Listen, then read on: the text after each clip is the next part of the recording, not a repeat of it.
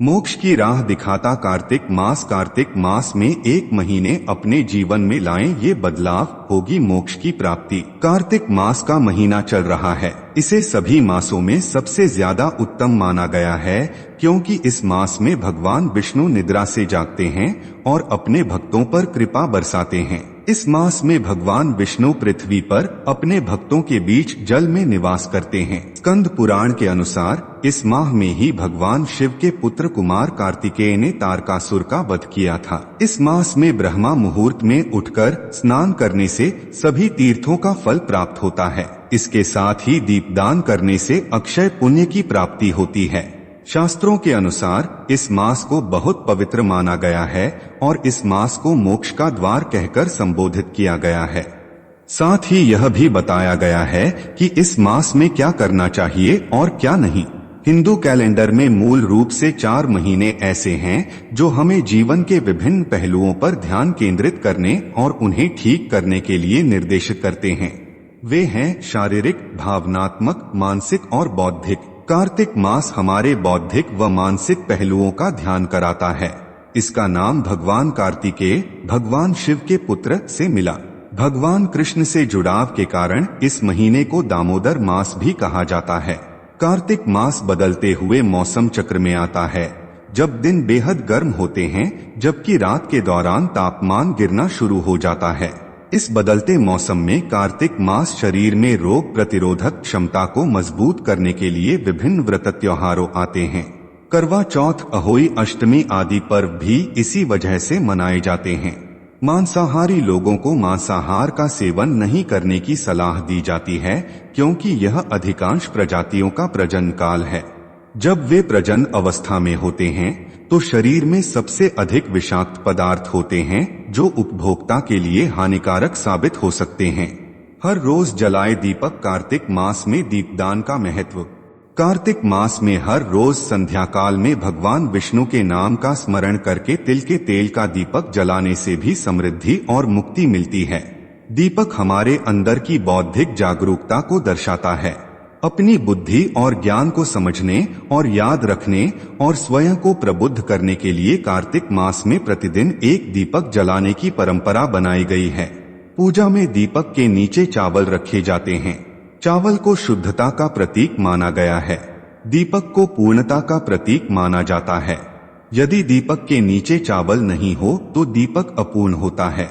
तुलसी पौधे की आयुर्वेद में खास महिमा रही है। तुलसी का पौधा शीत ऋतु में मुरझा जाता है, इसलिए इस मास में दीप दान करा जाता है, जिससे पौधे को पर्याप्त गर्मी मिले। दीपक जलाने का एक अर्थ यह भी है कि हम तुलसी के पौधे के गुणों को याद रखें व बदलते मौसम से बचाएं। दान देने से मिलता है यह फल। कार्तिक मास में दान का विशेष महत्व बताया गया है। इस मास में दिया गया दान अन्य माह के अपेक्षा अधिक पुण्यदायी माना गया है। इस मास का दान कई जन्मों तक शुभ फल देता है। इसके साथ ही हर रोज उगते सूर्य को जल देना चाहिए और सभी देवी देवताओं का आदर करना चाहिए। पवित्र नदियों में स्नान से होती है मोक्ष की प्राप्ति। कार्तिक मास में पवित्र नदियों में स्नान करना चाहिए। अगर नदियों में स्नान करना संभव न हो तो घर के जल में गंगाजल मिलाकर स्नान करें और भगवान विष्णु का ध्यान करें। पद्म पुराण में बताया गया है कि ऐसा करने से भी तीर्थ स्नान के समान फल और मोक्ष की भी प्राप्ति होती है। मंदिर, नदी के घाटों की सफाई करने से बनते हैं धनवान। कार्तिक मास में मंदिर, नदी के घाटों की सफाई करने वाला व्यक्ति अगले जन्म में बहुत धनवान बनता है। ऐसे व्यक्ति का देवता भी आदर करते हैं और वह लोक परलोक में सम्मान प्राप्त करता है। भगवान कृष्ण ने देवी सत्यभामा को बताया था कि कार्तिक माह में मंदिरों की सफाई करने की वजह से ही उनको धन संपदा का सुख प्राप्त हुआ है। शिव पुत्र की करें पूजा।